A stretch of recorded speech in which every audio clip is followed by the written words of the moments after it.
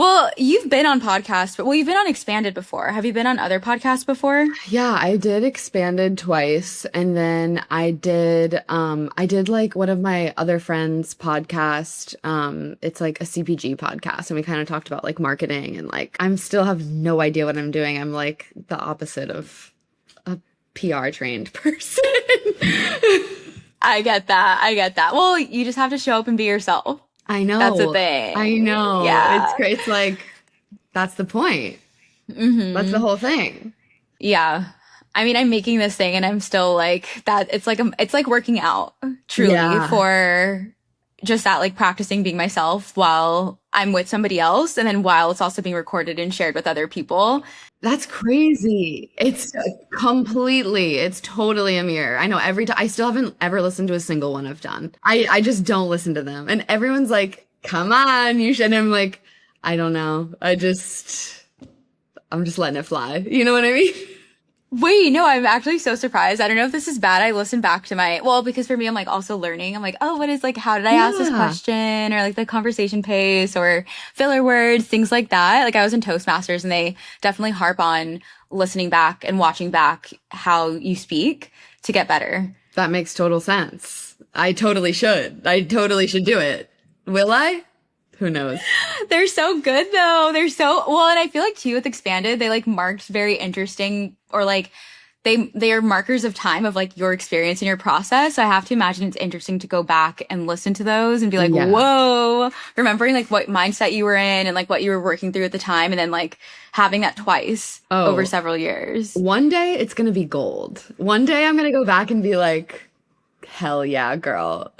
But you know, for now, we're just gonna let them marinate in time, you know? Yeah, for everyone else to enjoy. Exactly. How many episodes have you done of this? So I think ours will be my 32nd. Oh my God, so you're I'm like in it. I'm getting up there. Yeah. Cool. My goal is to do 52 in a row. So I think of that, I'm around 20-ish in because I did 11 solos last summer and then I took a break. But I want to see if I can do it, and I think I can, but like every single week for a year. Cool. Because I've never committed to a creative project that consistently. Yeah. Oh my God, that's amazing. That's really cool. You. Where do you live? I'm in Austin. Wow. Yeah, but I'm from California. Okay, where? I'm from the IE, and then I lived in Long Beach, so like an hour outside of LA. Okay. Wow. You were in LA, right? Before? Or no, you were in the Bay. I was in the Bay. I've never lived in LA, but I've spent a lot of time there because of work, like shooting commercials and stuff like that. So I love it, and I've been a bunch, but never lived there. Yeah. Yeah. It doesn't call to you. It did for a long time. It did, and then it was funny. My fiance and I were choosing after the Bay. We were like, we're either going to live in New York or LA. And I was like dead set on LA. I was like, duh, that is like the place for me. And we visited and I loved it. And then we visited New York and like, it was just, I was like, oh, this is what it feels like when you know. When you know, you know. Yeah, like, truly. And New York, I mean, New York is like that, girl. It's like, of course, you're going to feel that way. It's so magical. Are you in Manhattan or Brooklyn? I'm in Brooklyn. Where in Brooklyn? I'm in Bed-Stuy. Okay. Yeah. I think I sort of know where that is. It's like a little further in, right? Like north-ish a little, of Brooklyn. Yeah, it's like huge. It's a massive place. So it's wide, but like kind of over near the Clinton Hill, like Bed-Stuy, sort of. I'm definitely in sort Bed-Stuy, but yeah. I know where I visited my friend in Cobble Hill last spring. Gorgeous. It's so nice. Yeah. So nice. But then I was in Manhattan for 1 week, Brooklyn for 2 weeks, or for 1 week. So 2 weeks total. And then I came back and I was like so fried though from the city and just like, I went on a glamping trip right after spontaneously. Cause I was like, I just need to like touch earth for an extended amount of time and be alone. Detox. There's so many auras just like emanating around. It's like, it's a ton of energy. I will come home and be like, I feel every person I saw on the subway today. Like, I feel that in my energy. It's for real. I mean, so okay. how do you deal with that? Or how do you relate to being around so much energy? You know, I think it's really good for me just to like witness so many different types of people living their lives in every possible way. And when I come home, the thing that I always do is when I shower, I like imagine all of their energy washing off me with the soap. And I like just imagine it's like that intention imagine work. You know what I mean? And Yeah, totally. it works for me. That's all I can say. It works That's for all you me. I need. feel it and it works. Yeah. Yeah. Yeah. And I'm sure it's different living there and then having your routines and like your space and like grounding in that way because yeah, obviously traveling is like I was in hotels and then I was at my friend's house. So it was just like kind of Yeah. sporadic. Were you here for work? I actually went for a David Guillaume seminar. God, Yeah, and then to visit my friend. cool. Wait, how was Yeah. that? It was really good. It actually catalyzed a whole area of self-development I was not looking at. Mm, as one does, you As know? one does. Yeah, I just felt the call. And then I actually did a dinner too. So then that was just cool. But yeah, it was like Wow. I actually got to meet him and then I forgot what we were talking about, but he was just like, yeah, you should work on being in your feminine more. And I was like, oh, okay, I feel like I am. And he was like, maybe a little more. Like, I can tell you've done work on it, maybe a little bit more. And I was like, okay. And then, Really? yeah. And then, oh, I think I'd asked him about dating. And and so that came up. And then lo and behold, like the last year was me just like next level having initiations in that way and like friends who were very much into like polarity balance and like feminine work, like kind of getting closer and then working on that. And I was like, wow, David Guillaume knew. And then I also met one of his students and she had told me she like, reads energy and she was like, do you want to know what your biggest, I forget how she worded it, maybe like biggest block is something adjacent to that. And I was like, sure. She's like, oh, that's so surprising. Anger. And I was like, what do you mean? And she's like, why is that surprising? And she's like, well, it's always surprising because whatever you think somebody's biggest block is, like they never present as that thing. And you just don't seem like an angry person. And then again, initiations and like getting in touch with rage over the past year. Like feeling anger, like needing to feel anger. Oh my God, that's beautiful. That And the is, grief underneath. yeah, that is so good. That gives me like, ooh. I love when someone needs, I mean, I don't love it, but it's like needing to feel anger because like you would expect it to be like, oh, you have an anger problem. Like I think people assume it's like the opposite, like you feel anger too much, but like when you're not feeling anger enough, ooh, that is such a good, juicy little Thread. Yeah. Yeah. Love Especially as that. a woman, like the repression and suppression of anger and autoimmune disease, like how it can manifest as that. And of course, just like other issues in life. But yeah, it's a big old thread. That makes so much sense. And it's reminding me of something I've been thinking about a lot recently, which is like, I think for so much of my life, I had this like almost like a cheerleader, like persona, like everything's good, like everything's awesome. I'm like bringing the energy, like, you know, like I love life and realizing that that was like a persona because I didn't feel like I was allowed to just be flat or a little negative sometimes or like those feelings were repressed and they were showing up in other areas of my life so that when I was around people, even like my closest friends, especially like my family, the people that are closest to me, I would only show like the best, you know? And then I would deal with everything else like behind closed doors, like all of my like emotional constipation and repression would show up there, you know?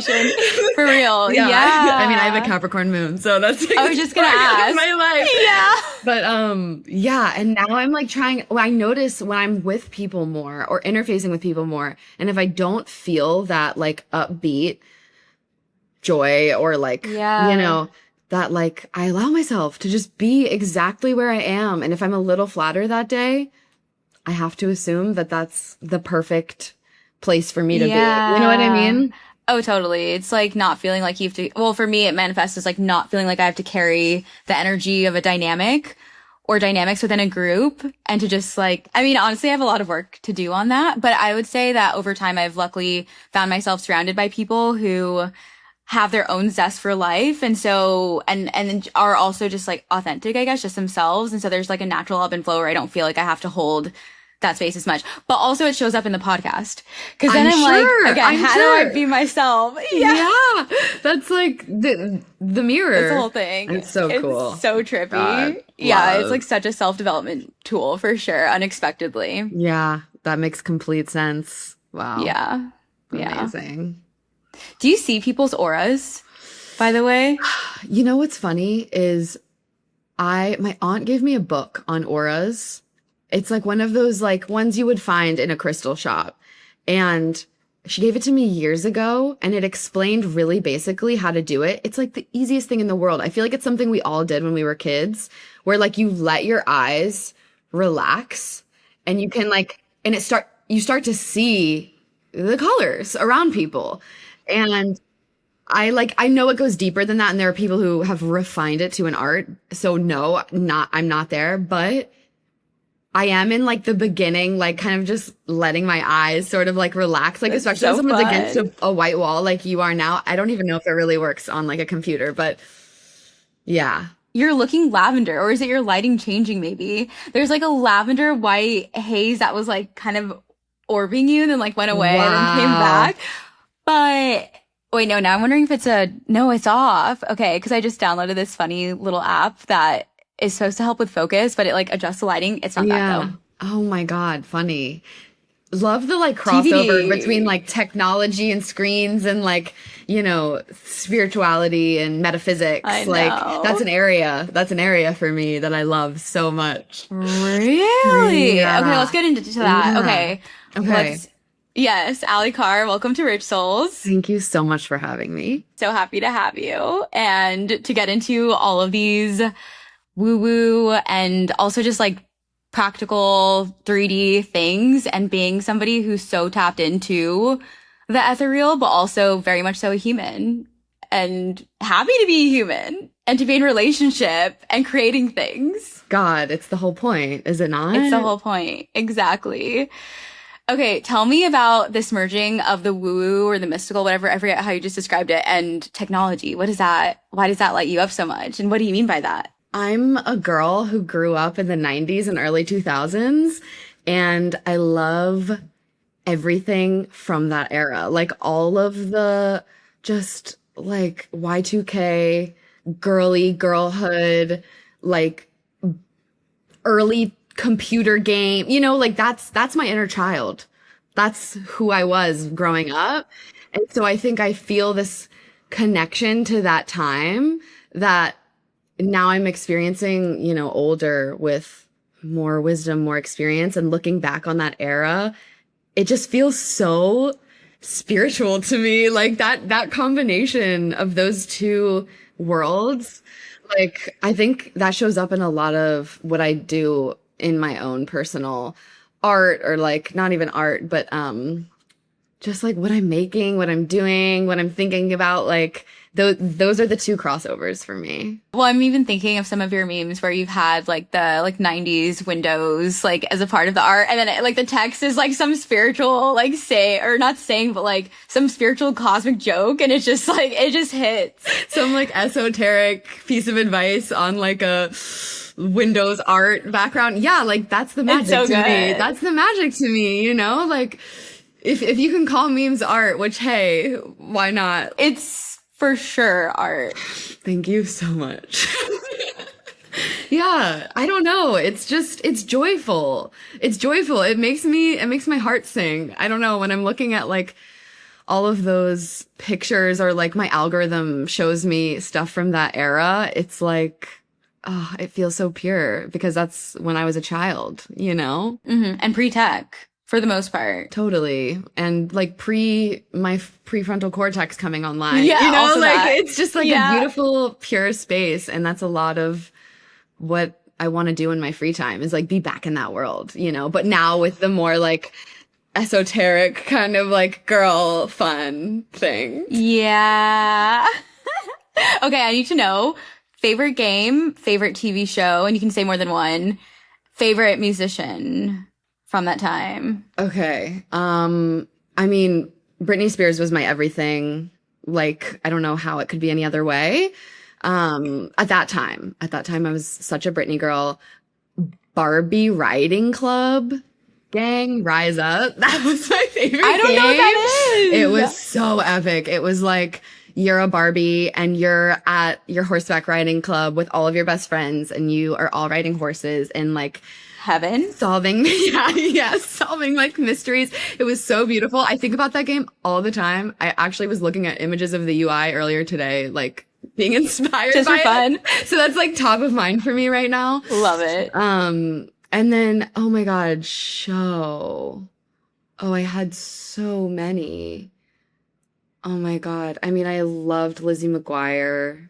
Naturally. Like, come on. Of course. That was so fundamental. And that music from that time, like, oh my God, seeing Hilary Duff come back is just, I just saw her on Sunday. Did you really? So nice. Yeah, and I got a ticket last minute. I used to have a wall of Hilary Duff posters in my bedroom.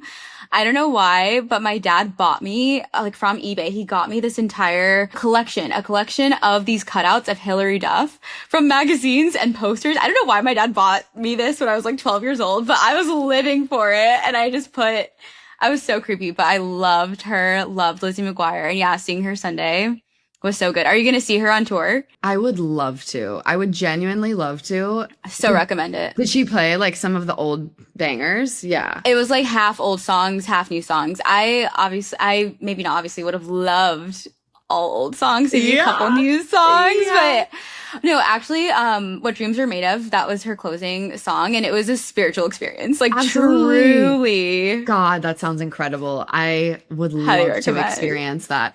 Yeah. Like, that is, I don't know. I think when you talk about like inner child work, right? Like now that's sort of even becoming just a little stale. Like, what does that mean really? To me, it's this. It's like, what did I love as a kid? I still feel the exact same way today that I felt then.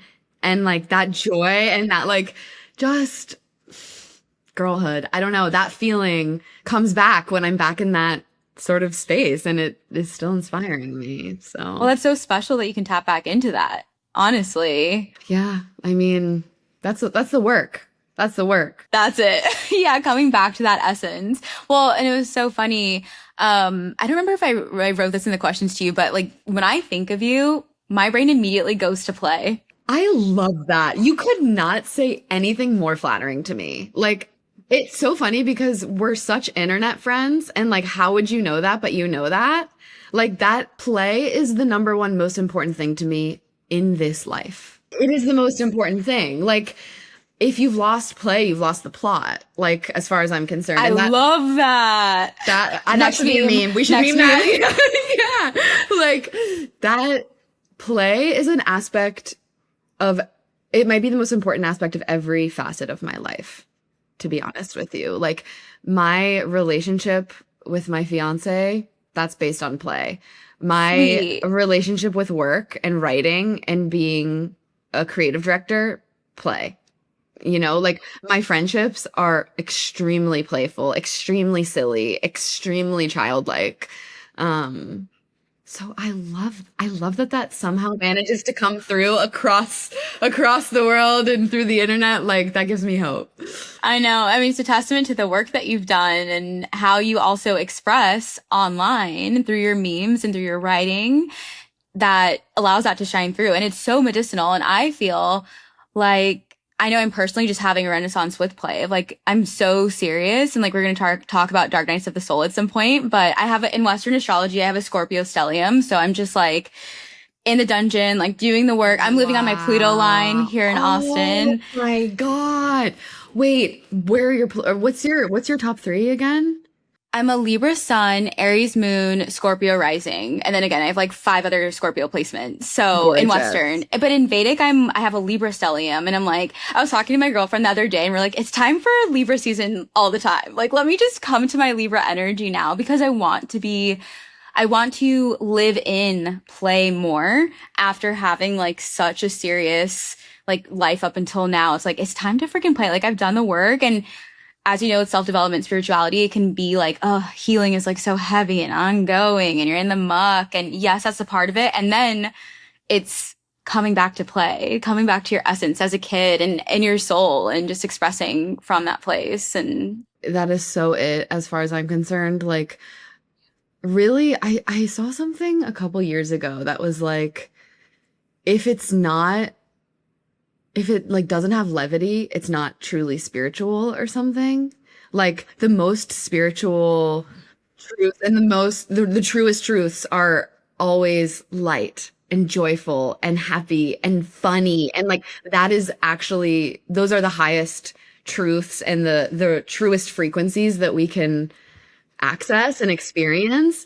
And that just really rang true for me. And I think if you're anyone that's drawn to evolving your consciousness, growing, healing, that should be always what the bullseye is joy and levity. Like that's what we're trying to get back to at the end of the day, you know? truly. Yeah. And that doesn't mean that it's like that all the time. Like I think if that is what you're pursuing is joy, then in that pursuit, you will be shown everywhere that you are afraid and everywhere that you're pushing that away. And that's the whole thing, right? Like It's the whole thing. Yeah. it's like love or fear, right? Joy, love, heavy laughter, or fear. Those are your choices about everything. It comes down to that, I think.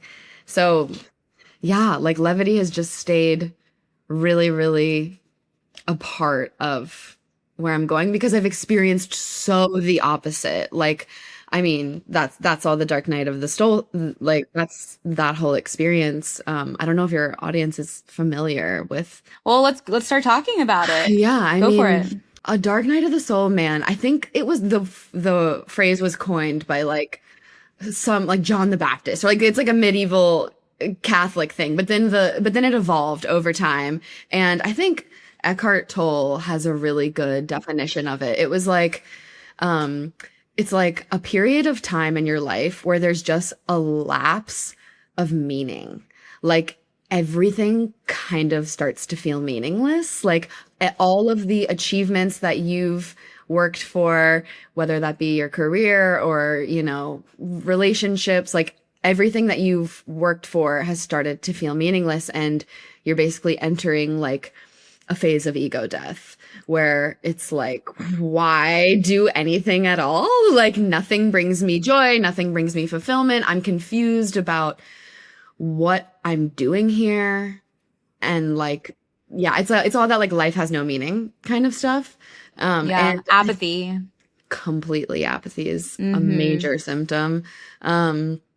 And yeah, it happens at certain, you know, for certain periods. I think they say it's like, it can last from a couple of months to like longer, depending on you and, you know, your process of ego death, basically. But it is one of the most excruciating experiences, I think, that you can have. And it's like, you know, you're in it because it's like so many things are going wrong. Like, you can't figure out your career. It's like you feel trapped. Then like your relationship starts falling apart. Then like a health thing comes. It's like all happening at once. Over at TVM, they call it like a rock bottom. Oh, I know about I think, the rock yeah. bottom girl. Yeah, I think it's like they're similar energies. Like I think a rock bottom maybe can be shorter, whereas like a dark night of the soul, this is like a period of your life. It's often marked by like a tragedy as well. Yeah, and I experienced that for sure. I would say like last year, it was about a year and a half of like complete chaos inside, like identity crisis. I don't know what I'm doing. I don't know what I'm doing. Yeah. I just remember I kept repeating that in my head over and over. I don't know what I'm doing. I don't know what I'm doing. Like I feel so lost. And I worked with this really incredible coach, and she helped me realize that the one that doesn't know what she's doing, like that, the one who's saying that isn't actually me. Like that's like a part of me that is dying. Like the part of me that wants control over my clients, over how much money I'm making, over everything. I'm like letting that go. I'm realizing that I actually don't have control and I'm letting that go and it's dying. And so it's coming to the surface. And if I can just like witness it and not be like so identified with it, but rather just watch it sort of play out in my mind, I can create some space from it. And that's when things started to like, I started to get a lot better because I wasn't so identified with the part that was freaking out. Yeah. Okay, wait. I have to ask for the coach. Is it a coach that you learned about through Grace? Yes. Is it Teresia? It's Teresia. Okay, yeah. I just started working with her and You did? Yeah. Girl. And I'm in for a ride, and I know what you mean. I have listened to your latest expanded episode that came out, I think, a year ago. And when what you were saying, I was like, I'm pretty sure she worked with Teresia. I could just tell. Yeah. But yeah, that whole thing of like leaning back and just allowing that ego part to just like be there and not change it. And like I'm yawning all the freaking time right now, releasing all this stuff, and then it just kind of gets neutral. And I mean, I'm so early in my process, but yeah, I can already tell how powerful it's going to be. And I love what you said of just essentially not getting enmeshed with those stories or those parts that are like partially like childhood programming, right? Or even just like karmic imprints like left over from past lives. And yeah, and getting to choose and getting to like just anchor into like the reality that everything is fundamentally like good and abundant and safe and secure. And it's and move so from that. hard. Like it's never been harder, I feel. I mean, it's, you know, relative, but it's both. so hard to do that right Yeah. now. Like for so Totally. many reasons, for so many people, for different reasons. But that's the game. Like that is the video game that we are playing, you know, and Yeah. creating that safety Truly. within, like, and that only comes from feeling your feelings and learning to trust yourself, basically. Like to be like, okay, I can feel this. I can feel this sheer panic inside my chest. I'm feeling the constriction. And at the same time, I'm not believing it. That's like where you're creating space from it, but you're still feeling it. Because I like talk about my Capricorn placements. I will do anything to not feel. I like will procrastinate feeling so much. I will clean everything in my house. I will get everything organized. I will know that I need to feel. I will like be like, I need to feel, and I won't do it. Yeah. I will Yeah. not do, like, especially when it's like hard feelings, right? Totally. And that's where I am now, is like having awareness that I'm pushing some difficult feelings away, whether that's Yeah. stress or anger or whatever, and setting aside time to feel it without believing it, without acting on it, without making it a real thing. I can just feel it like in a physical way versus Yeah. playing into it, which has been a very good unlock. Yeah, it's some ninja shit. I'm excited. And also just how simple that process can be of allowing the spaciousness. And yeah, I'm really excited to continue to do that work. I've already just, like I said, noticed so many changes from it. And because I'm usually like, especially with my Scorpios, like, let me bring in all the freaking tools. I have so many tools from over the years. And it's like, I'm actually loving just sitting there and like practicing, sitting back, allowing. And who knows? I mean, yeah, like just, I can imagine it's like, it feels like sensations in the body and in the emotional body. But once they're neutral, it's like, oh, those are no longer like governing my decisions. Like I actually get to make decisions from a place of sovereignty. They're not real. Like They're not real. They're not real things. They feel so real though, don't they? Feel so real. And if you don't Yeah. feel them, if you refuse to feel them, they become bigger. They become more like Yeah. scare. They're like try to scare you more almost. But Well, it's your ego, yeah, right? yeah, it really is. But when you set aside time, like I will set a timer on my phone and be like, you know, varying minutes of silence and feeling. Just like we are going to use this time to feel whatever comes up, and they will come up. They will come. If you show up, they will be there for you. And that's why you never want to do it, because the second you put your phone down and you start feeling, you're like, oh God, here it is. Here's the stress.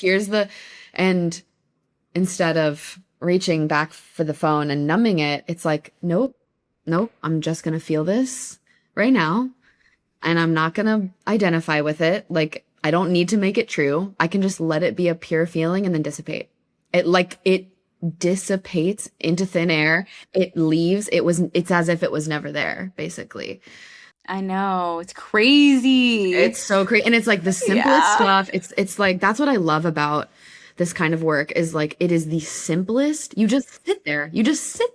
And it will come. Like, can you allow it? Is basically like, you're really, I think this work gets you to the like, straight to the source. It's like, can you allow yourself to feel? That's it. Yeah. Mm-hmm. That is the simplest. You know what I mean? Like, totally. I've done a million tools. I've done everything. And like this is really the simplest stuff. And it's free. Yeah. And it just takes practice, and it takes a willingness to be in silence, basically.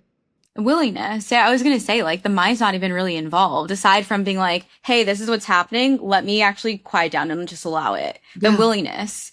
Yeah. That's it. That's all you need is a little bit of willingness. It's like you can have this much. And if this much is enough to like help move things, help let things, release, basically. I know. Again, I'm like yawning all the freaking time. Do you have a release with it? Like a physical sensation? Yeah, I get this feeling. Usually my eyes are closed and I'll feel like my eyelids will start like rapidly like, it almost is like light feels like it's coming in and like my eyelids just start like fluttering basically. And it's, oh my God, it's the best feeling in the world. Yeah. The best feeling in the world. It's like, I'm truly done with whatever it's like, it's gone and it's just not there anymore. And it is. You're just lighter. You're just lighter from like not carrying so much shit in your field. 100%. 100%. Yeah. People are like, how are you so like, light and happy. Light. And I'm like, because I spend so much time trying to feel my feelings and let that shit go. Let that shit go, truly. And I think too, going back to the dark nights of the soul, firstly, I'm curious, have you had just the one or have you had multiple? Would you say? I would say I've had multiple. I've had some that are really revolved around like a thing that happened, whether that's like a really gut-wrenching breakup or, like other major things that can happen to someone, deaths, like things like that. And those are their own special little hells that I've been through. Call it what it is. Yeah. But the main one was the one that almost like didn't have one of those major events tied to it and was more like destabilizing out of nowhere. Like, why am I questioning my identity as a writer? Why am I questioning my whole identity as like really like it was this last one was about being a writer and like just identifying as that and like struggling to I am a freelance writer. Like that's what I do for my career. So I'm writing all the time for work, for money, right? Like that is what I do. But it's also writing is also my art. So I've taken my art and made it my career, which I think on one lens, you're like beautiful. Like that's the thing that you do. Like that's what your career is. And I think a lot of us want to feel like we're doing our art as our career, but that comes with its own set of fucking headaches and like just crazy trials of being like, okay, well now I'm writing all the time for work. And don't get me wrong, I love it. Like there are times where it is like, this is so fun. I can't believe I get to do this. But the reason that I was struggling so much is it's made me not want to write for myself. Like I haven't posted on Substack in so long. And so that not wanting to write then was creating all these feelings of like, well, why don't you want to write? Like, you don't have anything to say. Like now every idea that I have, I'm questioning because it's like, oh, I don't know if like, am I really writing that because I just want to say it? Or am I writing it because I think it would make sense for my audience? Like, ooh, that's the whole thing. Like, yeah. That's not the right reason to write something. Like, yeah. And it just created like and I'm still figuring it out, like that is actively in play, but I think I've stopped I've stopped being so hard on myself about it and been like, there are no rules to this. Like, you get to write when you want to write. When it really feels like you want to do it and it is so fun and you have such a clear idea and it is flowing out of you, write. And if that's not happening, then just trust that you don't have anything to say right now. Like, Yeah. it's okay. It's okay. Like, you don't need to put pressure on this to like build something. Like, you can just let it flow out when it's ready to flow out. And in the meantime, like, go cook dinner for yourself. You know what I mean? Like, Yeah. but that's an ongoing internal crisis. I'm sure. I get it. I mean, like, so many threads to pull on that. First of all, the whole concept of content pillars and like wanting to create from, like, does this align with my content pillars? Like, what people will know me for versus just being in your creative flow and creating from an aligned place is like something that I've also, I think, gone against the grain with, because people will say if you're building a brand, like, you want to define those pillars, then create from that place, generally speaking. But I kind of feel like that's old paradigm, because what I found with my creative process is like, I do just have to make a bunch of shit and then see what comes through. And then eventually in my mind, I'll be able to look at a library of things I've made and say, oh, these are my content pillars. But I didn't do that by reverse engineering it from my brain. It's what naturally flowed through me and then what my brain made sense of later. And that just feels so much more like pure and organic to me.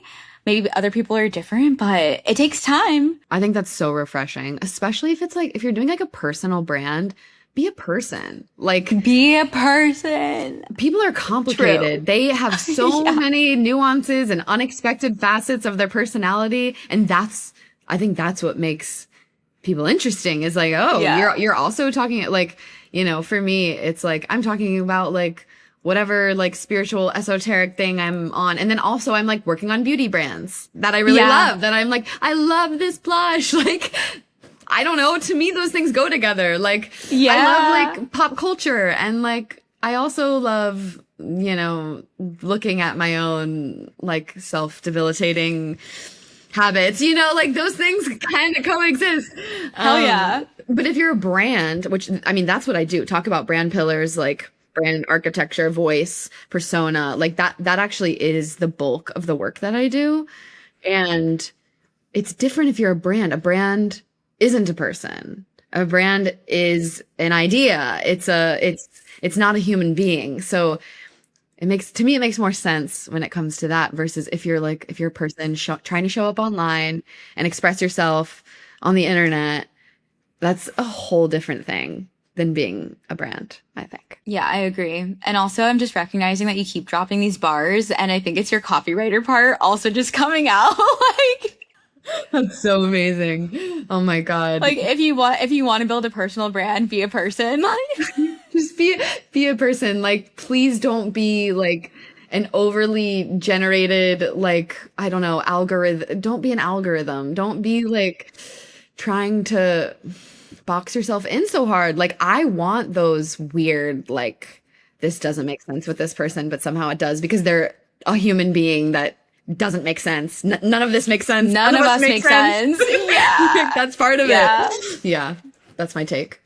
Yeah, no, I agree with that. It's like, let yourself be a person because you are one. But then it's just the format of socials and things, right? Where it's like, you can only put so much in there. But I don't know. I'm still always dancing with that too. I'm like, how do I figure out this Instagram thing? I'm so bad with Instagram still. I need to like, No, I don't know. It's being people bad at who've mastered Instagram. it. No, it's good to be bad at it's good to be bad at all of these things. Like that, if you're good at it, then you're like, it's not interesting. You know? Like, Yeah, I love it's the true. people that are doing like just really consistently unexpected stuff that also makes sense. Like there are a couple creators that I've found recently that I'm like, this is, you know, you never know what it's like for them, but on the way I'm viewing through my screen, like, this is such a beautiful way to show up on the internet. You know, like, oh God, the people who are really just not giving a fuck Yeah. are really, you can tell they're having fun with it. Back to fun,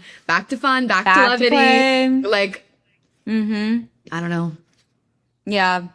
Yeah, the other thing that you said that landed with me was, about your creative cadence, where you're just not feeling inspired to create something. And I think that's sort of like, well, sometimes you're not feeling inspired and then you'll feel this like wave of like, yes, let me do this, which is like also very generator. I know you're a generator too. Yeah. But I also feel like that's kind of new paradigm in a way of like, yeah, maybe we don't like, I know I'm creating one podcast episode a week for the next year because that's more for like I don't know, that feels aligned, but that's a container. You're like creating. Yes, it's a container. That's totally different. I think when you're like, this is like something I'm doing for me and I'm pushing myself out of like the exactly.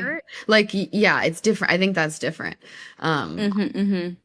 But yeah, you know, it's like, what do I want to make? Like, and it's just been memes or not even making memes. I love your memes. Seeing memes that I like and being like, this is awesome. I'm like screenshotting this and reposting it. Like that to me is like all I've wanted to do recently. It's like because, you know, writing and my relationship to writing is just constantly in flux. Sometimes writing 5 words is like all I can do.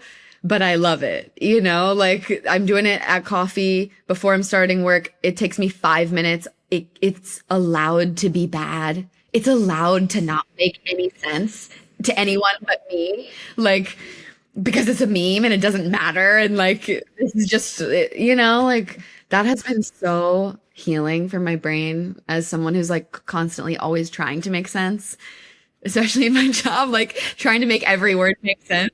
To just being like, this is just what I feel. Like allowing myself that is a treat. I love that so much. Yeah. Okay, I want to zoom out for a second and talk about your relationship to your creativity or like your arc with your creativity. Like, how did you even get into writing to begin with? And then how is it manifested now in your career? Yeah. Okay. Well, when I went to college, I had no idea what I wanted to do, like probably most people. And I just picked the English major. Like I had an aunt who was like, you should be an English major. And she was like, everyone needs to know how to read. And I genuinely was like, okay, I have no idea what I'm doing. So I'm just going to do that. Cause I certainly couldn't do anything math related. Yeah. Relatable. Yeah. And it's funny, like that actually made a huge difference in my whole arc of my career. Like, I don't know how often people are like, feel like their major really has anything to do with what they're doing now, but I was like reading the best books ever written, you know, and then like talking about them and writing about them that it was right. I was so guided. I had no idea. I was so guided and just started to get a command of the language, basically. Wow. Like that's what those 4 years in college were about. Were like practicing that muscle over and over. And when I graduated, again, had no idea what I wanted to do. I was like, how am I going to make money in this world? Like reading Sylvia Plath. Like I have no idea. And there was this like marketing advertising school in Richmond, which I'm from Richmond, Virginia, and the master's program was there. And it was basically an ad school. And they had a copywriting track. It was like copywriting, art direction, strategy, account management, UX or whatever. Those were the tracks. And there were applications for all of them. And the application for the copywriting one just seemed the most fun to me. I actually started doing the art direction application and I was like, I hate this. And then I went to the copywriting one and I was like, oh, this one's fun. And I just like totally felt my way through the dark into this like writing career, basically. So I went there for 2 years and then I graduated and went to work at ad agencies. I started in San Francisco in the Bay, and just was learning how to write TV commercials. Like funny TV commercials is where it started for me.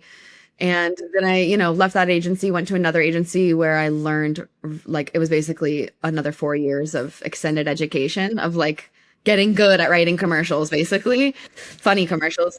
And at the end of that, I just was like, okay, now I just want to write about what I want to write about. Like, I don't want to be given assignments. I just kind of want to do what I want to do and what feels exciting to me. And I was terrified to go freelance. It was like the scariest thing in the world. Mm-hmm. But I ended up meeting Grace, who maybe some of your audience knows. I think she did an episode. She's been on. Yep. She was working at TBM at the time. I was a big TBMer, and I reached out to her and was like, hey, you know, writing for TBM sounds fun. Like, and she was like, well, we need a writer, so let's get on the phone. And we chatted, and I started working there, freelancing there, and eventually Grace coached me into quitting my full-time job and becoming full-time freelance. And now I'm just a freelance writer, creative director, and I'm working with tons of different brands all of the time. Every week it's something different. I'm also doing like a bunch of different industries that I wasn't before. So I'm working in a lot of beauty, a lot of film and TV, and just like, yeah, it's all across the board. And it's really amazing to be doing it for myself, even though it's also sometimes terrifying. Like, that's kind of the dance. It's like, it is a very spiritual thing to be working for yourself. Let me tell you what, like, Yeah. that is some real shit. But I wouldn't trade it. God, like the freedom and the ability to just not have anyone tell you how much money you're going to make or when you can do what or what meeting. Like, I don't know if I could ever trade it back. Mm-hmm. Yeah. Felt. Yeah. What are the spiritual elements that come up for you in business? It's a lot of trusting timing. Like, ooh, yeah. timing in terms of like bandwidth. Like, I'll look at my schedule and be like, oh my God, is it possible for me to do all of this work with integrity and like truly deliver? I don't know. And I will pray. Gosh. I will like literally be like, I will get so overwhelmed. And then it's so funny. Like, I will center myself. I will lock in and it all works out. Like, meetings get pushed, you know, like deliverables get like all of the strings get pulled and things happen exactly right. It's like, it's really miraculous. Like, it's happened enough times at this point where I'm like, okay, all right, I can trust that this is all working out. And like, even clients where I'll be like, you know, someone will email me and I'll be like, ooh, I don't know if this is the right project for me. I don't know if I'm a fit. And I'll be like, like, I don't think so. But then something will change. And the next time I talk to them, I'll be like, wait, yeah. And then the timing changes and then it works out. And even though I thought it wasn't aligned, now it kind of is. And I didn't really know, you know, like, it's such a trust fall. It's like, it is such a trust fall. And it is so about like being present like, I'm just here today. I don't need to think about like my slate for August, September. Like, I'm just looking at right now. And then, you know, clients who are like, we want to reserve you for 3 months. And then at the end of 1 month, they're like, actually, never mind. Like, we don't really have needs after this 1 month. And then I'm like, oh my God, wait, okay. I guess something else is supposed to come through. Like, it's that. And I've been doing that for like, I don't know, I guess over 3 years now. I mean, what do you do when those pivots come? Like, is that when you go to the meditation practice and you just sit and you observe like the ego parts that get triggered of like the scarcity or the uncertainty or whatever might come up for you and just allow them to have space? Yeah. I mean, I will let myself fully like freak out and like panic and be like, I thought I was going to make this much money this month and now I don't know because now it's open-ended. And then it's like, I feel it. And then I'm like, now the muscle is so there where I'm like, it wasn't meant to be. It wasn't aligned. It really wasn't. And it doesn't even necessarily mean because another client is coming. It might be, I'm actually just not supposed to be working this much this summer. Like, I'm supposed to be cooking and being with my like friends and being outside. And then once the like, you know, fall, winter comes, like, then something will come then. Like, it's like, it's all kind of integrated. Like, the spirituality is integrating into every part. Like, it's not so faceted anymore. You know what I mean? Yeah, which I think is a testament to living a more aligned life. But like, I feel like you make it sound so easy. It's actually so hard. Like, the uncertainty of freelancing is like, it can be like a lot. And then that, I think, becomes a mirror to, I know, like, in my own experience, I'm like seeing it as a mirror to my relationship with uncertainty in general. And then therefore with my ego's desire to control everything and to at least feel like I have a sense of control. And yeah, I have seen a psychic before and she'll tell me this. She's like, you keep worrying about like your money in the bank account as if it's gonna like run out. It's not running out. And I'm like, she's like, the angels are telling you to like stop worrying about this. You're worrying about nothing. And I'm like, okay, still working on that one. But Same. I am forever working on that. Like that's in my bag of like my goodie bag that I came here with. Like that's one of goodie mine. bag. Yeah, like it's so funny. My dad said something recently where he was talking about like he wasn't a freelancer, but he like his job was kind of like that. And he was like, whenever I would come to that fear of what if I'm about to run out of money, I would just say to myself, okay, then I'll go out and make some more. I'll go be a waitress. Like, fine. You know what I mean? Okay. If that's like, I don't, like my mind is like, but I'm a writer. I'm a creative director. Like, really? Like, no, though. Like, I will figure it out. It's like, it's about trusting yourself to figure it out. Like, I really believe that I will figure it out. If I run out of money, if I really get to like into debt, like, okay, then that's where I'm at. And I'll figure it out. I'll go get a different job.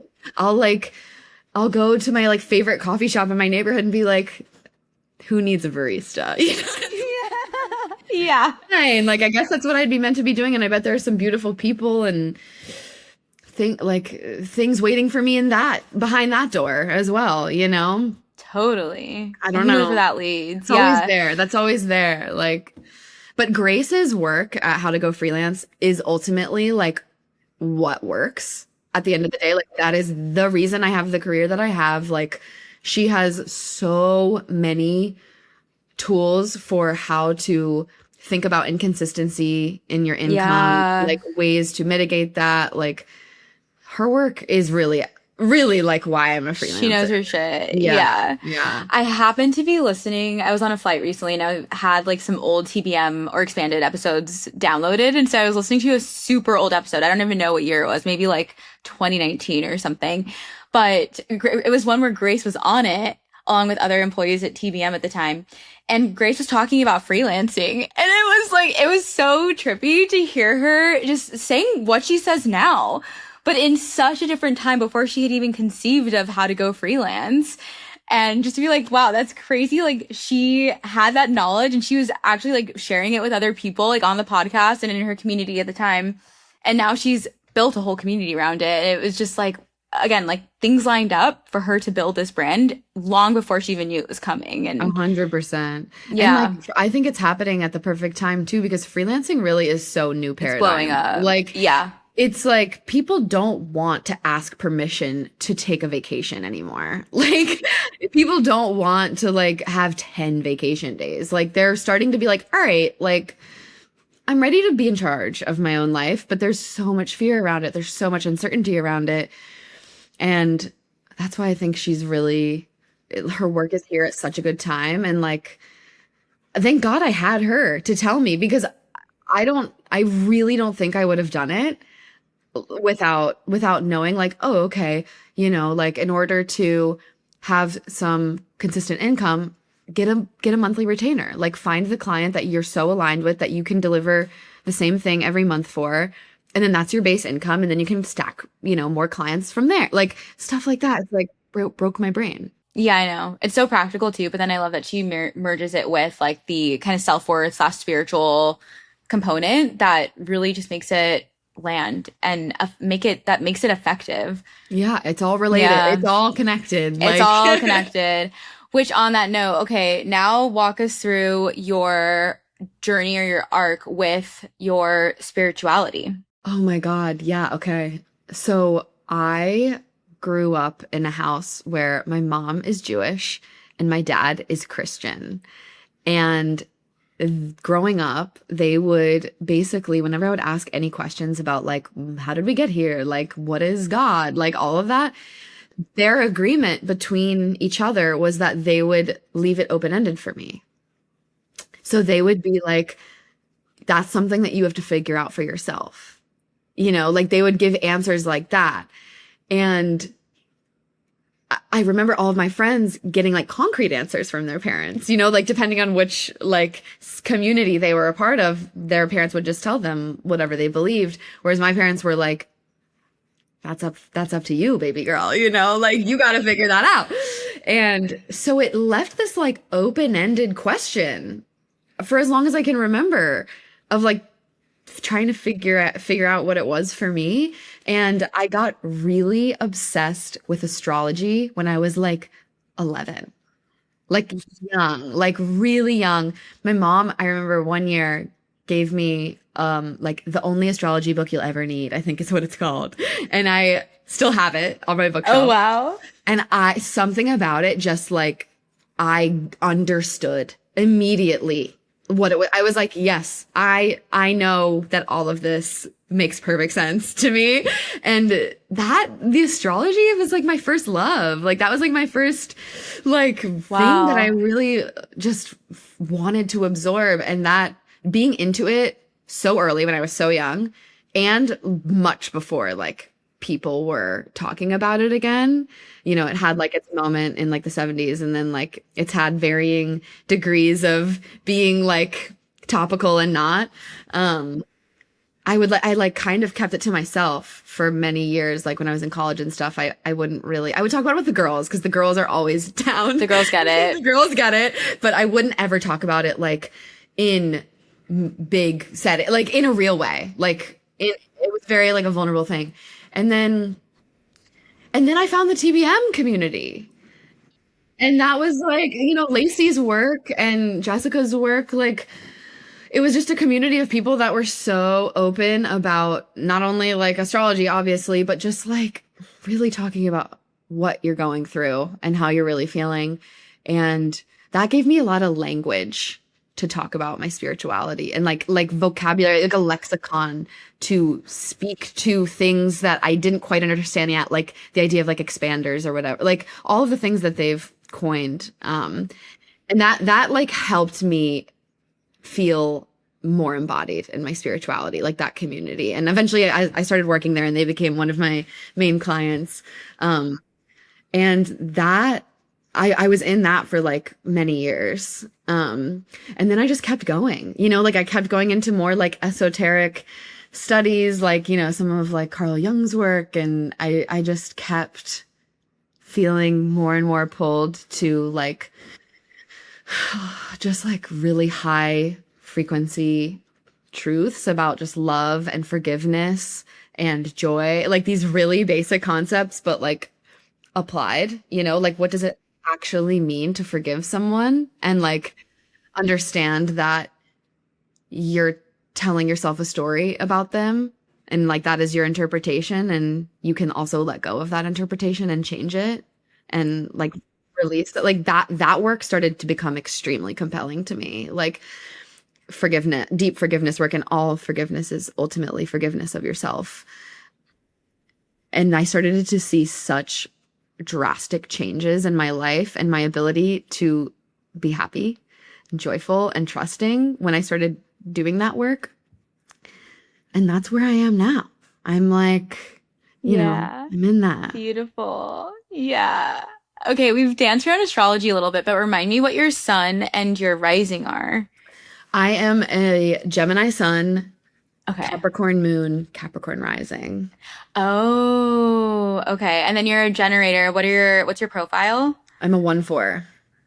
Okay. Yeah, Okay. I'm a 1/4. Oh, is that the bonus life? No, that is a 4/1. That's my 4/1. That's a 4/1. A 1/4. I mean, there's so many, different names for it, but basically it's like the one is like the knowledge seeker, basically, like loves information, loves reading, like absorbs. And then the 4 is like the people person. So like friends and community. So when they come together, it's like I'm meant to like go down my rabbit holes, learn whatever I'm so obsessed with learning about, and then go and share it out to all of my friends, but not necessarily like the world. It's like share to like my community, like the people who end up like hearing my voice, being around like those people, not necessarily like, yeah. Which makes complete sense. I did a lot of work with Jenna, Zoe at Human Design, and Taylor, and so I was obsessed with all that too. Oh my gosh, so many cool brands and people to be working with. Oh my God, it's like I just become obsessed. and I can't stop learning. And then seeing that reflected in my chart makes me like even more like, what the hell? I'm really living this. Yeah. Yes, I love that. I so get the one. I'm a 5/1, so I so get the one obsession on esoteric things too, because that's how mine manifests. Like, one of my best friends growing up loved astrology, and I thought it was dumb. Like, I actively thought it was dumb, but I couldn't stop learning about it. I just couldn't. Like, that's some internalized shit. Oh my God. Yeah. No, I have like some spiritual shadow shit that I'm still working through, honestly, which is so interesting because I also grew up with parents that came from different religious and cultural backgrounds. And they did not push any one religion on me. I don't think I asked questions about like, why am I here necessarily to them? Like, I would ask them to myself, but nothing was pushed on me. And so there's a lot of like creative exploration. So I'm like, where did this, I had a thread come in this secret. I'm like, oh, that's where that comes from. But I need to like pull a little bit of like more like cultural programming, in my immediate community, not in my family unit. But yeah, so I know I totally get the one in the obsession, like just going down the rabbit holes and then also sharing it because of the 5. Yeah. So wow. Yeah, oh my God, you're fun. so in your 1. I totally see your 1. Yeah. Yeah. Which makes sense because it's on the outside. So I would see. Yeah. That's a whole thing. Exactly. I'm like, we could do a whole thing on human design. I love human that design. Word. I know. My first offering was doing human design sessions, like when I first quit my corporate job. Yeah. But now it's funny. I kind of like got to a place where this was maybe in the fall of just 2025, where I had been studying at so many, like schools of thought, including human design. And I was like, I feel like I'm not being present anymore. Like I'm not like, now I'm thinking about my emotional authority and how I'm responding and like what, and it's like, but I'm not actually just like my mind is way too involved and it's creating this like fog between me and what's actually happening. So I've actually put things down and it has been quite nice. But then ironically, I'll have friends, including some that started out as clients, be like, aren't you an emotional authority? Don't you maybe with this decision, like that would be helpful? And I'm like, thanks for reminding me. The irony of me dropping it, but it's embedded. It's like integrated into my way of being in a way too. It's in there. Yeah. It's like that stuff is so medicinal and it reaches you at the perfect time. You are engaged with it when you need it. And then when you don't need it, it like poof disappears. And then it comes back when you're like ready to understand it at a deeper level, basically. And also something that I always loved about that work is like, this is what it looks like when you're really living it, but you can't like force yourself to be somewhere you're not. Like, like my like digestion is like consecutive or something. It's like you only eat like one thing. Like it's something crazy. And I remember like when I was obsessed with it being like, I don't want that, but I don't want want this one. And it's like, okay, then like let it go. Like you don't need to be like hard on. This is not like something to help you be hard on yourself. This is something to help you be easier on yourself. Like and I think it does when it unlocks something that makes you feel like you're going easier on yourself. That's how you know it's really working. And you just take that. Like I'm emotional authority too, which is. Oh, girl, you don't got to tell me. It's a ride. It's a ride. It's a literal ride. And party of one on the ride, that is. And yeah, like learning that helps me be like, okay, when I'm in a low, it doesn't mean anything. There is no meaning behind me being in a low. It's just what it is. It's like, it's really just an opportunity for me to allow myself to be at a low. Like, and be like, and it doesn't mean anything's wrong with you. Just because you cannot physically make yourself work today or like be happy, there is absolutely nothing wrong with you. Like you are just here.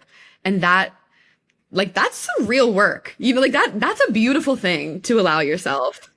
So I think it helps when it helps. And when it doesn't help, you let it go. Yeah. And some parts of it live in the back of your brain. And I mean, the science of it is so deep. Like there's just so much where, you can learn it with your brain, but to actually integrate it is something else. And we can do the practices, but, but if you're forcing it on yourself and it's not actually aligned, you're actually creating some fragmentation in yourself. And it's like, yeah, just like allow yourself to be and then come back to it, like you're saying, when it resonates. And like, I remember I learned about my environment being caves at first. And I was like, that doesn't resonate. Like, I actually always loved being at the top floor and having natural lighting. So it's like the polar opposite. But in the past 6 months, I've recognized like, oh, I actually really like cozy lighting. Like I have pink Himalayan salt lamps everywhere now, and like I have red lighting at night, and I like fur, and it's just kind of grown on me. And I'm like, oh, caves gets to be cozy, and who doesn't like? Well, I love cozy. So. I love cozy. Yeah, it's so that's where it gets so interesting because it's like it's not even.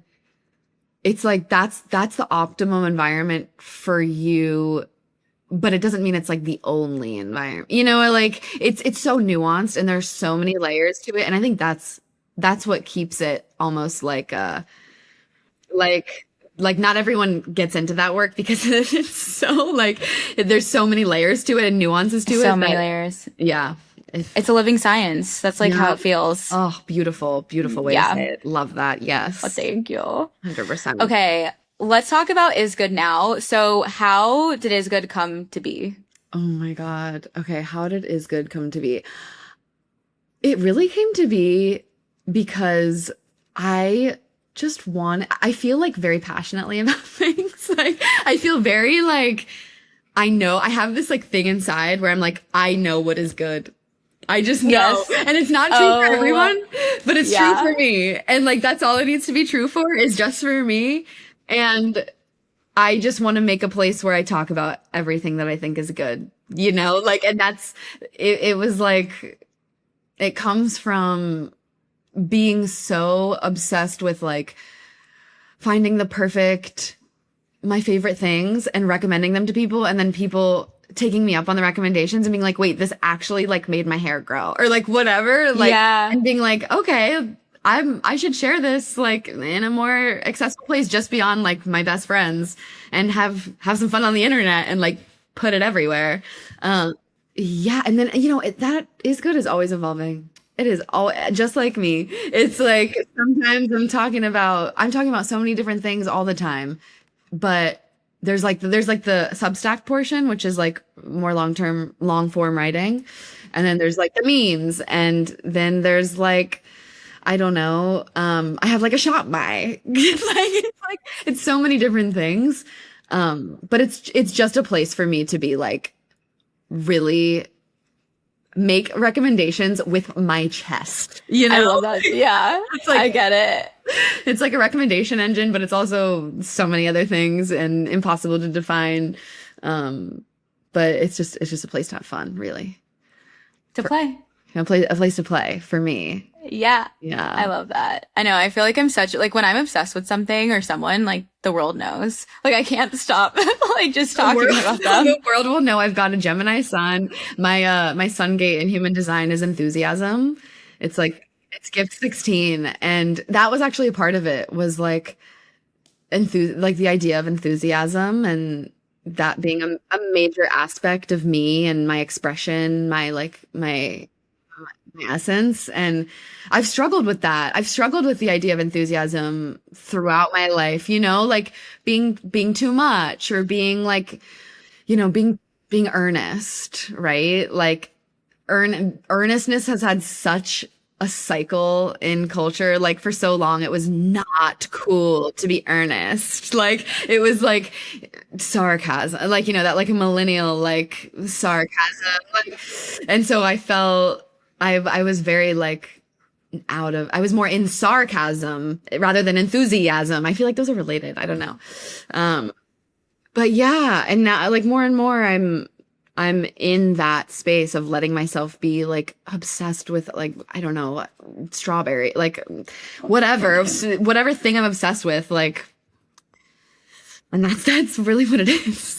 Yeah, I love that you did an article. Was it on like the human design of pop stars? This is like one of your first articles, or like on Kendrick. Was one on Kendrick too, but the pop star one was like it hit. And oh my gosh, unrelated but related.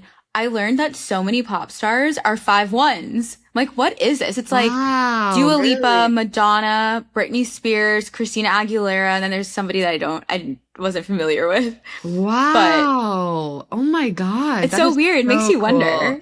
No, Yeah. I love that. I mean the intersection of spirituality and pop culture is really what I want is good to be about because that is me. Like that's where I live. I live like in those two worlds and I like looking at like the human design of pop stars or like anything that's happening in pop culture through a spiritual lens is like the most joyful, enlightening. Pop culture like is a reflection of where we are at as a collective conscious. Like that is what it is. And it's so, pop culture is so looked down upon, I think, like for misogynistic reasons. And like, you know, women really dominate, I think, pop culture in a lot of ways and like determine what is pop culture.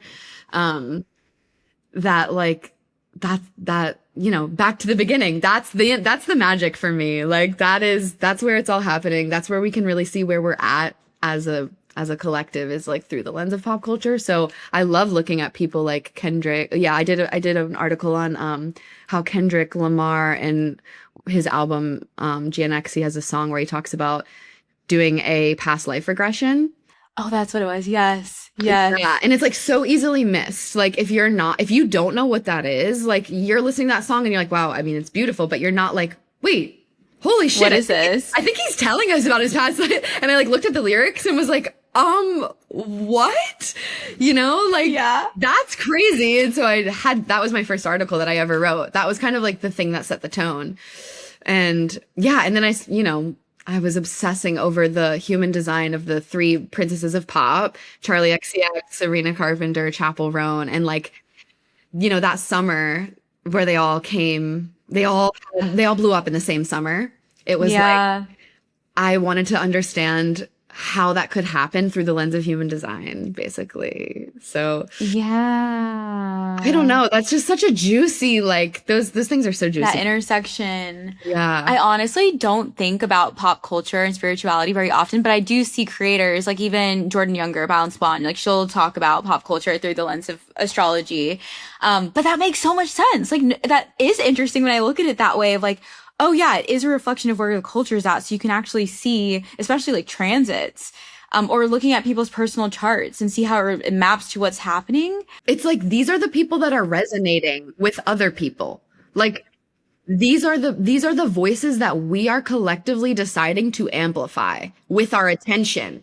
So like there's something there for us. There's something deeper beyond like, you know, even their art. Like, you know, like I'm like a big It's our essence. yeah, it's their essence. It's their like, you know, the whole brat summer like thing Yeah. was What so a time. fun to look at through the lens of like letting yourself be a brat, like letting yourself be like kind of shitty sometimes, like and loving yourself for the like allowing it and loving it and being like these things don't make me bad. Like that is some real shit. This is like part of the spectrum of being a woman. And like, there's nothing wrong with it. And there's nothing wrong with it. Yeah, I think it's just such a fun area. Yeah. What were you going to say about Lana? Oh, I'm such a Lana girl. Like she's my like Ooh, I can see that. that's my number one, like truly, in this life. And God, I mean, some of her music is so like, she has a song called Beautiful, and it's about like, basically like making sadness beautiful, like Mm, allowing deep sadness to be a really beautiful thing. And I think she has a lyric on there that's like, it's about like, you know, Picasso. It's like, there would be no blue period is like, she talks about like, if we didn't let ourselves be sad, there would be no blue period, like in art. And I think that like, that is so spiritual. That is so like the healing work is like when you're in a sad place, be sad, like let there's nothing wrong with you. Like, and I think I found her at a time when I was really sad and like hearing yeah. that and leaning into it and almost like, I don't want to say romanticizing because that almost sounds like disassociating, but like just bathing in it, embracing and fully being in it. Like that's how you move through it, I think. Yeah. Well, if we look at like human emotion, I mean, even like Map of Consciousness, I think you've read that, right? By David R. Hawkins. I'm remembering your book. No. Oh, I highly recommend it. Have you read, I'm trying to remember what was on your book list. I remember I saw that list was profound. I was like, Allie knows her shit. I need to read. I need to like catch up with Allie. Speaking of the ones. God. That's so great. So good. But Map of Consciousness, highly recommend. Okay, wait, I'm writing that down. Yeah, I can send it to you after too, but Please. he will talk about the different emotions. And I think he does this in, Letting Go as well. But it's like the different emotions and how they calibrate on this spectrum from like the kind of lower, like shame and guilt at the bottom. And then going up to like peace, joy, love, enlightenment at the top. And then the middle point is, like I think neutrality, then willingness. Anyway, but like, it's like if you look at emotions like colors, like these are all possible for humans to experience, this like spectrum of emotions that adds richness. Of course, I'm saying this as an emotional generator, and you're an emotional generator. You're like, fuck yeah. But yeah, it's like, yeah, it's, I mean, it is like art to feel these things. It's just that sometimes the sad stuff and the hard stuff is like so sad and hard, but truly it does create, I mean, this is like my Scorpio speaking too, but it does create that capacity to feel into all of the really beautiful stuff too, and to actually feel it. Like, something I've been thinking about recently is how, as emotional capacity, and like sometimes people can feel love, but it's like maybe their love is like at a 20% just because they don't allow themselves to have as much range because of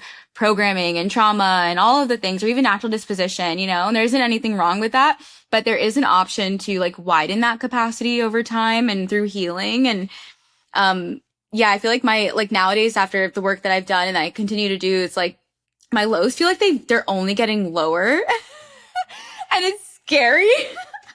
But then my highs are like, like they're so high. And, it is like quite a masterpiece. It's God's masterpiece, I think. Everything you just said, like, my heart is singing. It is so true. Everything you said, like, whenever I'm going through something or someone close to me is going through something and it's so painful, the thing that I always come back to is you are creating depth within yourself right now.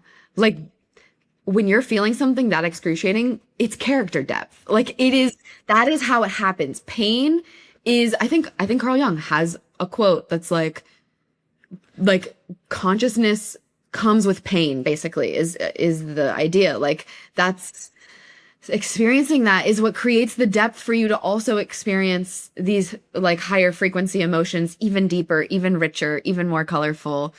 And I've definitely found that to be true. Like, I've been all over that spectrum, baby. I know it. I traverse it within a month. Like, that's me. Yeah. Yeah. Wow. Yeah, I like just had a visual of like Mount Everest randomly. But like Mount Everest where, I mean, this isn't funny, but people who've passed away on that journey, and then it's just like these milestones on the hike. And that's like how it feels, I think, to like, I mean, obviously it's like a very drastic over exaggeration, but just this idea of like, some people do stay in certain parts of the emotional spectrum because it's like safer and easier to be there, but and like maybe just for a time, but then we can change and like just traverse and get to the peak and have this like really ultimate like spiritual experience, right? Like when people summit Mount Everest or on any major hike, it's like they're seeing a perspective of life, of the world that a lot of people haven't even seen, because it's quite a feat to be able to hold that journey. And there's so much risk involved, but it is so beautiful and it's enriching well, that's like appropriate for the name of the podcast, but it's like, it enriches the soul, you know? Whoa, perfect. Perfect. Yeah, name drop. Yeah. Title drop. Yeah. Okay. Let's see. I think I want to get into now, angels, spirit guides, ancestors. Oh, yeah. Oh my I don't think God. I've heard you talk about your relationship to spirit guides and whatnot before. I've seen the angels appear in your memes, maybe ancestors too.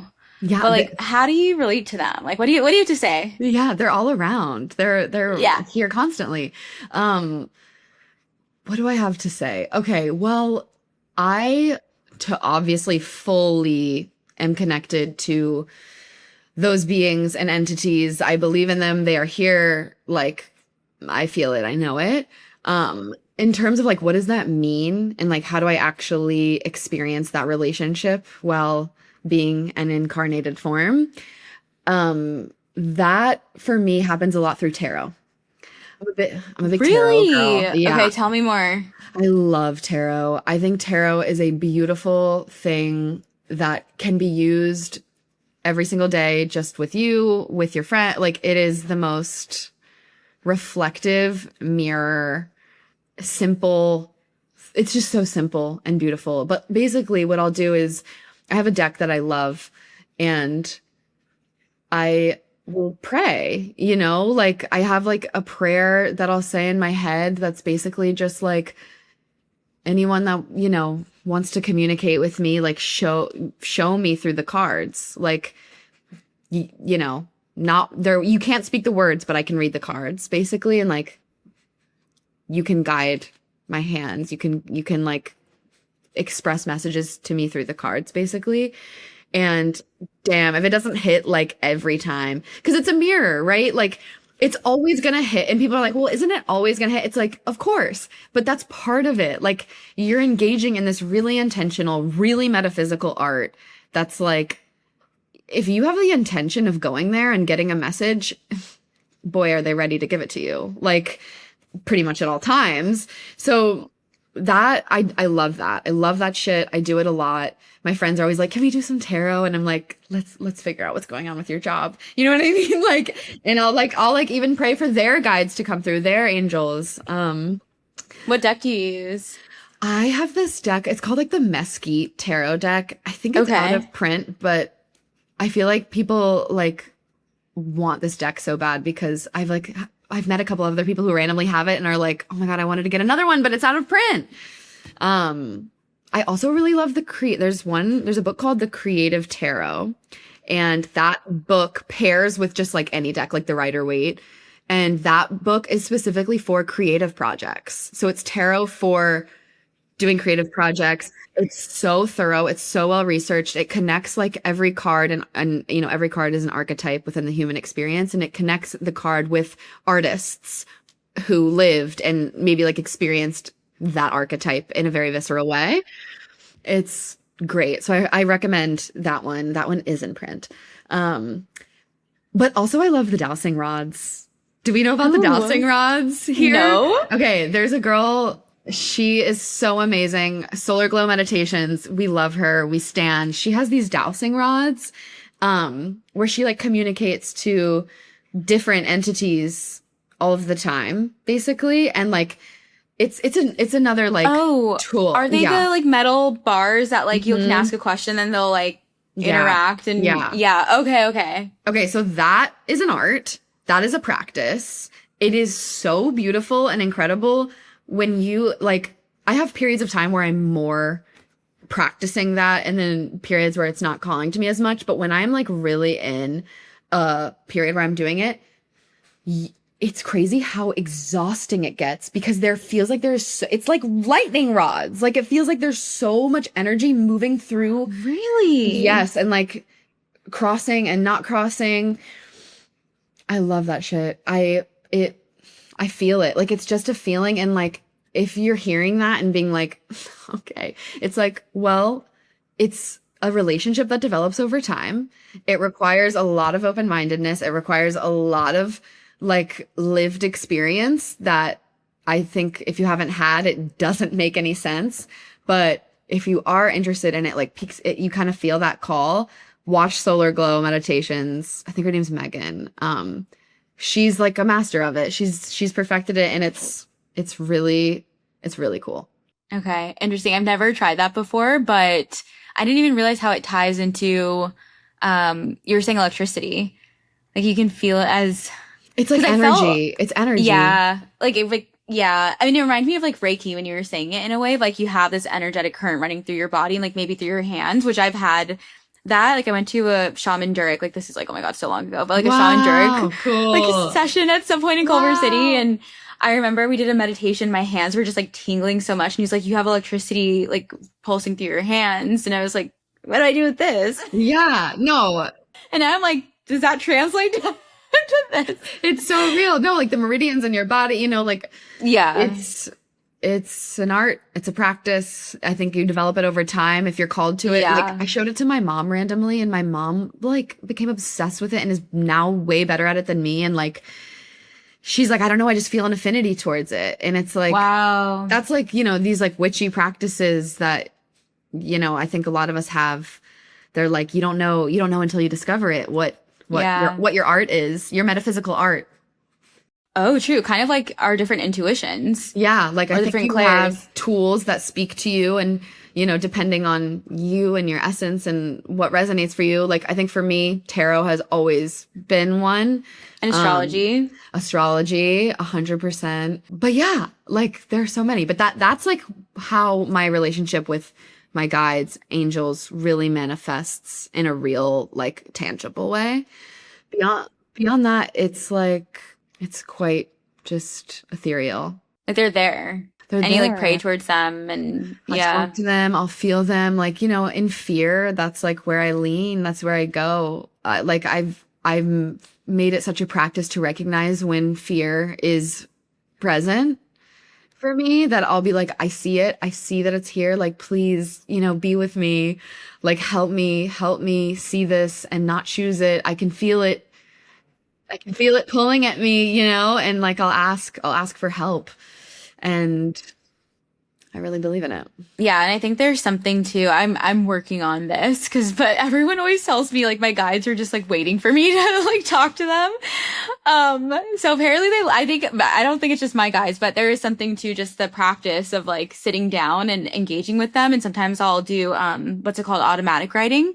Cool. Where it's like straight channeling. That's actually probably one of my forms of. That's totally one of mine as well. Yep. Yeah. Oh yeah. Hello, writer. Yeah. 100%. No, that's a beautiful one. I mean, like, where do you think this stuff comes from when we have like great writers? It's like, it's coming from like, no, I'm not saying it's not their own ability, but like, that's a very like sacred thing. It is, yeah. And it is truly something like part of me wants to almost ground it even more of like what we're talking about, because I wonder if the mechanism of interacting with these different divination tools or with writing or even like I know some, and I'll have this sometimes too, like a channeling just verbally, but there is this almost like surrendered posture to it. Like there is this deep trust in it. Like sometimes I feel it the most when I'm automatic writing because I'm just like, I have no idea what I'm even saying, but then the words just make so much sense. And like it doesn't sound like me, but it talks about things that I'm pondering.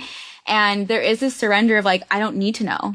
I can just like allow myself to free write. And then it's funny because then once my editing mind comes in, then it can get like a little jumbled. So that it is this like active practice until I'm in the flow, like after writing maybe like a page or two of just like sitting back and trying not to interact with it. And then I'll just like have like 7 pages of free writing, like automatic writing pages. And I actually should go back and look at that because last summer I was doing that a lot. There's probably so much gold in there. There is so much gold in there. I guarantee. Yeah. I love what you said about not needing to know like what it means and not like just being willing to not know, I think is a big part of that relationship, that like metaphysical relationship is like, you know, we're all control freaks. We all want to know everything. Like we want to know what's going to happen. We want to know if we're going to be okay. We want to know everything.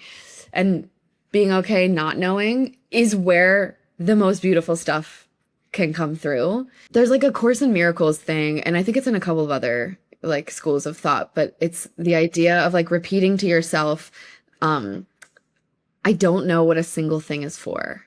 Ooh. I don't know what anything is, and I don't know what anything is for. And like, when you first hear that, it's kind of like, okay. But when you start to repeat that, like, I think specifically in A Course in Miracles, like in that methodology, you repeat it over and over. That does some magic on the control issues. Like when you start being like, I don't know what this is for. I don't need to. Like, you know, like I got hacked on my Instagram. It's like, did you? I did. Not recently, but like I remember being like, okay, I don't know what this is for. It's okay. It's okay. I don't, because at the time I was like, what does this mean? You know, like why? Yeah, like, making sense of it. Yeah. And it's like, I don't know what this is for. Yeah. And I'm totally okay with that. You know, like I don't know what this is. I don't know what this is for. That accepting that, it helps you let go. It just helps you start to let go of the experience and build trust, basically. Well, yeah, faith, right? That's the whole thing with all of this stuff is like faith is at the crux of it. And we have to believe in things that are not like in front of us. That's like what faith is. But at the same time that, yeah, I find like with a spiritual journey, and I speak just from my personal experience, but I've seen it in others too, is like a lot of us can come to spiritual practices or spirituality in general because we feel so out of control. And it's like a way for us to grasp onto control, to make sense of chaos and to find meaning in it and purpose in it when we feel like, well, why else would this be happening? That's so difficult. But, yeah, coming back to that surrendered state of like, I actually don't know. And it's okay if I don't know. And I get to use these tools to support me in my process, but I don't get, it doesn't serve me or my process or God or anyone else to make idols of these different things. It's like such a fine line. Bars. Like it's really that. Like the making of idols. That's where we really get tripped up, you know? Like I do that with money all the time. Like I'll be like, how much money I'm making is a reflection of how well I'm doing. Like, no, not true. Not true. That is like making money an idol and being like worshiping it. That's like, and I've had to catch myself so many times in so many thought patterns and be like, life is not about money. It's not. And like, I can make it. I know how to make it. I know how to do it. But like, it's such a fine line. Like it is such a fine line. And that's just mine. Like, and that's one of mine, right? There's so many. There's so many, like, you know, beauty, physical beauty. Like that's been in a past obsession, you know, like, and letting that be a reflection of how well I'm doing. Like how well do a relationship. Yeah, totally. Yeah. The shadows of being a woman too is like the programming that we're given, or even just like obviously money is universal of that feeling like it's a reflection of us and our worth. Mm-hmm. Yeah. Mm-hmm. Yeah. I mean, we're in the system. We're in the matrix. We're in the matrix. We're in the system like that. It totally makes sense how we all got here, you know? Yeah. Like completely valid. It's just, I don't want to spend my whole life being that way. It's like, I really want to experience what it would be like to not be run by those things. And that's the work. It seems like it's a conscious practice too, of like recognizing when those things that we've learned from the Matrix are showing up in new ways, especially as our lives evolve, and then be like, oh, that's that thing again. Like now I need to sit back. Yeah. Yeah. Oh, you're making me want to rewatch The Matrix. I've been like thinking about it too. I feel like I'm ready for a rewatch. For a reason. Yeah. That's like, that's really like top education. I need to rewatch with my current brain. Yeah, I feel like I watch that every few years, and usually it's in the season of an initiation, and it hits in a different way. It's so good. Are you in an initiation right now, would you say? Yeah. Yeah. I actually did a couple of solos for my last episodes, and I think I talked a little bit about the initiation seasons as like a whole, like what they usually mean, but cool. Yeah. Anyway, wow. But yeah, right now another initiation season. I'm out of the depths of it, I think. Thank goodness. Yeah. Yeah. Wow. Would you say like in initiation season, does it feel similar to a Dark Night of the Soul, or is it like a different flavor of pain? I would say no, I feel like it's the same for me. Although, and I will also call it a rock bottom too. Yeah. So, I mean, they're kind of all like Dark Night of the Soul is an initiation. Like, yes, it is. They're all very similar, and maybe there's varying degrees of experience. Yeah, it's really interesting. It's like the rock bottom is like the catalytic events that can happen, or it can be like that internal state. But for me, it's typically like multiple areas of life just like crumbling in front of my eyes, but they're all pointing to the same root of self. And then all I hear is my ego for days. And I'm like, where the F did all of this come from? Like, and now all I'm seeing is my wounding. I'm not seeing the light at all. And then it's like, and this is the work. Okay, sitting with this, like even getting to a point of like loving it, or I mean, but that's like later, but it's like sitting with it, accepting it, like taking responsibility for it and then like coming to love it and then working on the changes. And it's just like, it's freaking hard when it hits. And I feel like I've had so many in recent years, and I'm wondering if it's because I'm on my Pluto line. The Pluto line is crazy. I mean, good for you. Good for you. Like, wow. That's great. I'm on my Neptune line. I'm like, yeah, and I was born on my Neptune line as well. Sweet. So I'm like, oh my You're God. just like dreamy, having fun, playing, like the good kind of Delulu. Like, let me just be in the clouds. I'm in Disney World. Yeah. Yes. It's, but wow, to be on your Pluto line, of course. Especially with a Scorpio stellium. I mean, you're like magnetized. I know. It's so weird though. Like actually this is something, an astrologer told me, like and multiple have told me this, like don't live within 200 miles of your Pluto line. And I moved here knowing it was my Pluto line, not because it was that. I just was called to Austin, and I have never felt more aligned and alive.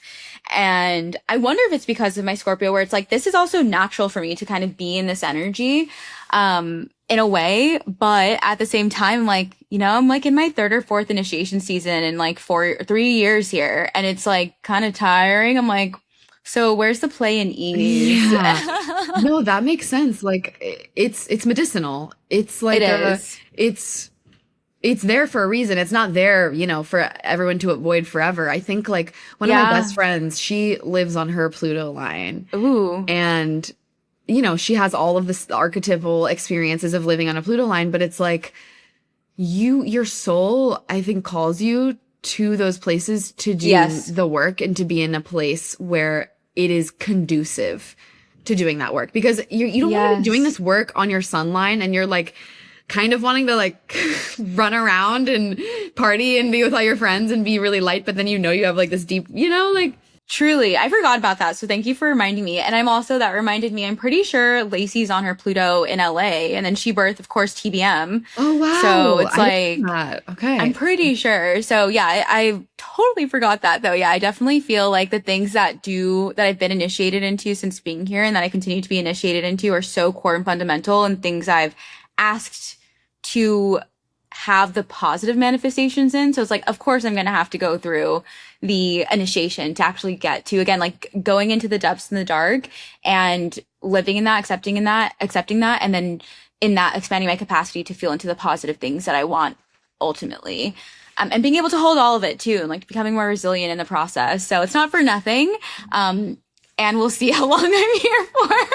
It's not for nothing. It's not for nothing. It never is.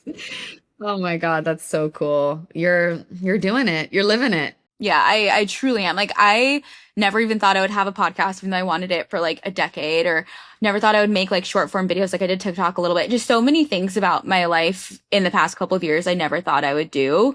And yeah, I mean, who's to say? Maybe it is partly influenced by my Pluto line of being like, okay, it's time to like alchemize the things that hold me back from doing the very things that I want to be doing. There we go. It's happening. It's happening. Yeah. Yeah. I need to start a club for everyone on their Pluto line, and your friend can be in it. We're just like, yeah. How's it going for you? Yeah. Yeah, actually. That's so funny. Oh my God. Okay. We're going to move into our closing questions. Okay. Ooh. So first one is, and I feel like you kind of answered this earlier in some ways, but I want to hear your answer in response to this specific question of how would you describe your essence or purpose? And if you don't like know exactly what it is, what are the breadcrumbs that you've been given about them? The purpose is joy. It's really, that's it. Like, it's not about the form that takes for me. It's about the content, the feeling. Like, I've spent so much time wondering what that would really mean and look like in this life. Purpose, like, what does that look like? And I think for me, it's about letting go of the form that takes and going for the feeling. And the feeling is joy. The feeling is boundless joy and hopefully peace at some point. Peace, joy, play. Like, I don't need to know what that looks like in form. It's like that can be whatever. That doesn't need to be up to me. I know that if I were to choose it, I would be wrong. Like I can't possibly know what is going to bring that to me. But I know that that's what I want to feel and experience in a very real way, in a very sustainable way. And I don't think that means being that all the time, but reaching new levels of it in a way that is more sustainable than I've ever had in the past. Yeah. Yeah. That can be that. That's beautiful. I mean, I have said that this whole time, but I guess that's the distillation. That's amazing. Yeah. Yeah. I think there's just something beautiful to what you were saying of, and just being in the feeling. Focusing on cultivating that, accepting it, letting that have space to like rise and move through you, and letting it evolve into other emotions, but then coming back to it with even like a greater capacity for that joy. Yeah, it sounds so simple, and I think it is. It is that simple. It can be like, it can be like, I'm always like, I'm allowing myself to let it be that simple. Like after years of going through so many tools and schools of thought that helped, every single one helped. Every single stop along the way was a crucial stop for me. The stop I'm at now is this like radical simplicity, and like instead I've spent too much time being like, I'm going to chase the thing that I think will give me the feeling. Yeah. Get rid of the thing. I don't know anything. I don't know what anything is for. Yeah. I'm going for the feeling. I'm going for that's ultimately what we're all striving. That's behind everything we're striving for anyway. So like, I'm going there. That's where I'm at now. I'm like, let's go there and see where that takes. But it is definitely a free fall experience thus far. Free fall. I'm feeling around in the dark. I don't know what anything is my for. gosh. That's really what it is. Okay. That is, those are like weights that you've been lifting to be able to feel through the dark into things. Oh my goodness. That is surrender, isn't it? Surrender, allowance, two different allowance. Things. Similar, but different. Surrender has like, I don't think you can actually surrender until you've allowed. You have to allow things to be as they are first. Like you have to be like, I'm allowing myself to feel like shit. I'm allowing my career to not be fulfilling. I'm allowing this to not be okay. It's fine. I'm letting it happen. I allow it. It's this way for a reason. And then once you've really allowed, then you can be like, fuck it. Yeah. Let it happen then. Like, all right, send me what you're going to send me. Okay. I'm dancing. Yeah. I'm out here. All right. I love that so much. That is it. Okay. Next question. Okay. Last question. Are you ready? Okay. Yeah. Okay. What's making life feel rich nowadays? My fiance. I'm so in love. I'm so in love. My friends, my best friends. I live in the same neighborhood as many of my closest friends. And the way that increases your quality of life and I moved to New York to be basically near my best friend. Like, I was like, that's really why I'm moving, because I'm a freelancer, so I don't need to be anywhere. But she was here, and I was like, you know what? If you're my best friend, I bet your best friends will also be my best friends.